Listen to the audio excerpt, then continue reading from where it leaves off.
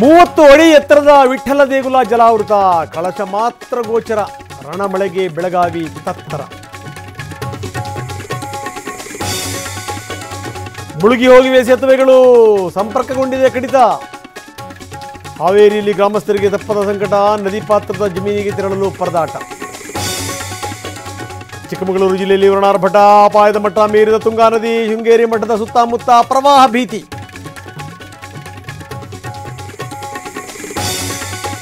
ಹದಿಹರೆಯದವರಲ್ಲಿ ಹೆಚ್ಚಿದೆ ಹೃದಯಾಘಾತ, ಹಾಸನದಲ್ಲಿ 14 ಮಂದಿ ಹಾರ್ಟ್ ಅಟ್ಯಾಕ್ಗೆ ಬಲಿ. ಕಿಮ್ಸ್ ಸಂಶೋಧನಾ ಕೇಂದ್ರದಿಂದ ಸರ್ಕಾರಕ್ಕೆ ರಿಪೋರ್ಟ್.